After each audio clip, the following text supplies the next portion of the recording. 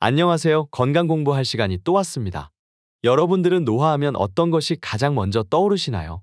구부정한 허리, 침침한 눈, 백발의 머리카락 등 많은 것들이 떠오르지만 가장 먼저 떠오르는 것은 바로 얼굴의 주름이 아닐까 싶습니다. 실제로 안티에이징이라는 말을 쓰는 화장품 대부분이 주름을 개선해주는 제품이니까요.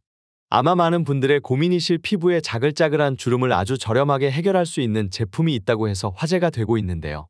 바로 바세린입니다. 집집마다 한 개씩은 꼭 갖고 있는 제품이죠.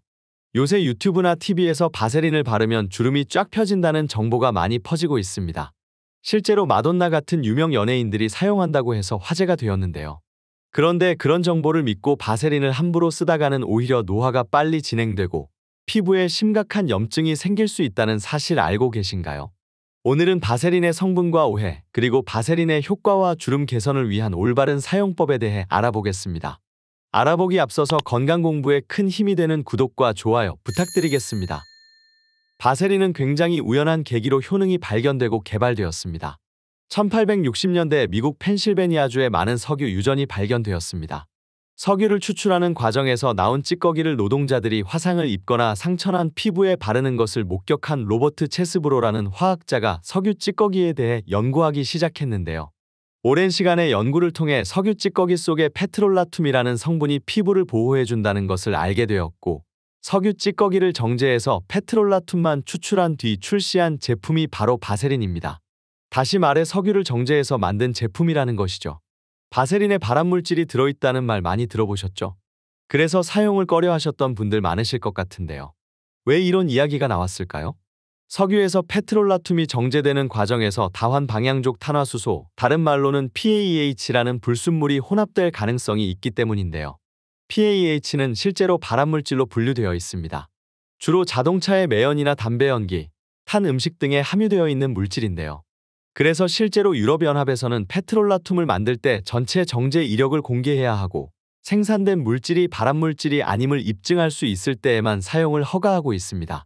또한 우리나라에서도 마찬가지로 정제 과정을 완전히 공개하고 발암물질을 함유하고 있지 않다는 걸 증명해야 사용할 수 있게끔 법으로 정해놨습니다. 결국 실제로 우리가 사용하는 바세린을 만드는 과정에서 불순물이 전부 제거된다는 것입니다. 실제로 바세린 본사에서는 제품을 만들 때 3번의 정제 과정을 거치기 때문에 안정성을 보장한다는 입장을 밝혔습니다. 사실 바세린의 성분인 페트롤라툼은 발암물질 1비군으로 분류가 되어 있습니다. 하지만 페트롤라툼의 입자는 매우 커서 피부로 흡수가 거의 되지 않기 때문에 먹거나 흡입하는 것이 아니면 발암 가능성이 현저하게 떨어진다는 것이 학계의 정설입니다. 그렇기 때문에 먹거나 흡입하지 않도록 사용하는 것이 중요한데요. 어떻게 하면 바세린을 올바르고 안전하게 사용할 수 있을까요? 지금부터 알아보겠습니다. 바세린을 안전하게 사용하는 방법 첫 번째는 입술에 바르지 않기입니다. 입술이 건조해서 잘 부르트시는 분들 중에 자기 전에 바세린을 입술에 바르고 주무시는 분들이 많으신데요. 바세린을 입술에 바르게 되면 아주 소량이라도 바세린을 먹게 되고, 바세린이 신체에 흡수되면 신체에서 어떤 안 좋은 작용을 하게 될지 모르기 때문에 유의하셔야 합니다. 입술이 잘 부르트신다면 입술 전용 보습 제품을 이용하시는 것이 보다 안전합니다. 바세린을 안전하게 사용하는 방법 두 번째는 코 속에 바르지 않기입니다. 겨울철에 코 속이 헐어서 고생하시는 분들이 코 속에 바세린을 바르는 것을 종종 볼 수 있는데요. 절대로 바르시면 안 됩니다. 앞서서 드린 설명과 마찬가지로 코 속에 바세린을 바르게 되면 호흡기를 통해서 신체에 흡수될 가능성이 높기 때문입니다. 코 속이 헐어서 고생이시라면 코 속 전용 약품을 바르시는 것을 추천드립니다. 바세린을 안전하게 사용하는 방법 세 번째는 상처에 바르지 않기입니다. 생각보다 많은 분들이 바세린을 연고처럼 사용하고 계십니다.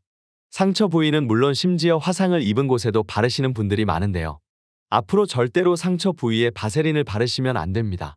일단 바세린에는 소독, 항염, 항생제 성분 등의 상처를 치료하는 성분이 없습니다. 바세린을 바르면 기름막이 생성이 되게 되는데요. 기름막이 생성되면 외부의 감염을 어느 정도 막아주고 수분이 날아가는 것을 막아줄 수는 있지만 소독이나 항생제의 역할을 해주지는 못합니다. 만약 상처에 이미 감염이 되어 있는 상황이라면 오히려 상처가 곪거나 악화될 수 있습니다. 또한 화상 직후에 바세린을 바르게 되면 기름막이 피부에서 열이 발산되는 것을 막아서 화상이 더 악화될 수 있습니다. 바세린을 안전하게 사용하는 방법을 알아보았는데요. 무분별하게 바세린을 사용하면 안 되겠다는 걸 이제 아셨나요? 그렇다면 여러분들이 가장 궁금해하실 주름 개선에 효과가 있는지에 대해 알아볼게요. 피부는 크게 진피와 표피로 나눌 수 있습니다. 진피에 생긴 주름은 사실 어떤 화장품을 바른다고 해서 좋아지긴 힘들다고 합니다. 이미 깊게 파이고 접힌 주름은 실제 피부과 치료를 통해 펴는 방법을 통해서만 좋아질 수 있다고 하는데요. 예를 들어 실로 피부를 펴주는 리프팅이나 레이저, 필러, 보톡스 같은 시술들 말입니다. 하지만 그런 깊은 주름들이 더 깊어지는 것을 바세린이 막아줄 수 있고, 피부의 겉면인 표피에 자글자글 갈라지는 주름은 실제로 펴줄 수 있다고 합니다. 그 이유는 바로 바세린의 보습 효과 덕분인데요. 바세린을 바르면 피부에 기름막이 생기기 때문입니다. 핸드크림이나 수분크림을 바른 직후에는 촉촉하다가 금방 수분이 날아가서 건조함을 느껴보신 경험 많으시죠? 핸드크림이나 수분크림으로 수분을 보충해준 뒤에 바세린을 얇게 발라 기름막을 형성해주면 이러한 수분이 날아가는 것을 막아주어 오랫동안 수분감을 느낄 수 있게 됩니다. 피부의 수분감이 더 오래 지속되기 때문에 평소 건조할 때보다 주름이 악화되는 것을 막아줄 수 있는 것이죠.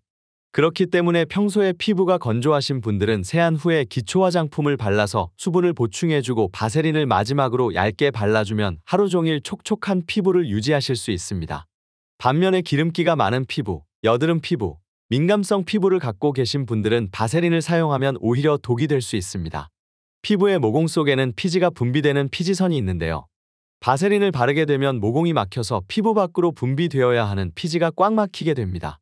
피지가 막혀서 원활히 분비가 되지 않으면 여드름이 나거나 피부 트러블이 생길 수 있게 되는 거죠. 보통 주름 때문에 고민이신 분들 중에는 악건성이신 분들이 많습니다. 피부가 얇고 건조하고 각질이 잘 일어나는 경우가 많으신데요. 이런 분들에게는 바세린이 큰 도움을 줄 수 있습니다.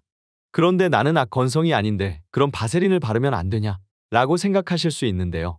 그런 분들 중에 로션만으로 건조한 느낌이 있으신 분이 있다면 바세린과 로션을 섞어서 발라주면 됩니다. 로션과 바세린을 1대1로 섞어서 먼저 발라보시고 너무 끈적하다면 바세린의 비율을 낮춰보고 아직 좀 건조하다면 바세린의 비율을 늘려보고 하시면서 자신만의 비율로 발라보시는 것을 추천드립니다. 정리하면 피부가 악건성이신 분들은 로션을 바른 뒤에 얇게 바세린을 펴발라주시면 되고 일반적인 피부이신 분들은 로션과 바세린을 섞어서 발라주시면 되고 유분기가 많으신 분들은 바르지 않는 것을 추천드립니다. 하지만 유분기가 많으신 분들도 바르면 좋은 부위가 있는데요. 첫 번째 부위는 바로 눈가와 입가입니다. 눈가와 입가 쪽에는 유분기가 별로 없어서 쉽게 주름이 생기는 부위인데요. 이런 곳에는 유분기가 많으신 분들도 건조하기 때문에 발라주면 주름 예방과 개선에 도움을 줄 수 있습니다. 물론 눈이나 입으로 들어가지 않도록 잘 발라주는 것이 가장 중요합니다. 두 번째 부위는 목입니다. 나이가 들면 목주름이 걱정이죠. 얼굴은 시술을 통해 어떻게 젊어진다고 해도 목은 시술이 어렵죠. 그래서 주름이 더 생기기 전에 잘 관리해줘야 합니다. 목주름이 고민이다라고 하시는 분들 중에 평소에 목에 로션을 바르거나 선크림을 바르며 관리하시는 분들은 많이 없으시잖아요. 바세린으로 저렴하고 간편하게 관리해보시는 것을 추천드립니다. 바세린의 역사는 120년이 넘었습니다. 실제로 호랑이 연고, 맨소레담, 안연고, 후시딘 등의 제품은 바세린 성분의 항염, 항생제 성분을 섞어서 만든 제품이기도 합니다. 바세린의 보습 성분이 매우 뛰어나기 때문에 보습 성분이 필요한 의약품이나 화장품에 많이 들어가 있는 것입니다. 그렇기 때문에 오늘 알려드린 바세린의 보습의 원리를 잘 이해하시고 먼저 보습을 해줄 수 있는 크림이나 로션으로 충분히 수분을 보충을 해준 뒤에 바세린으로 기름막을 생성해 주어서 주름 예방과 개선에 효과를 보시길 바라겠습니다.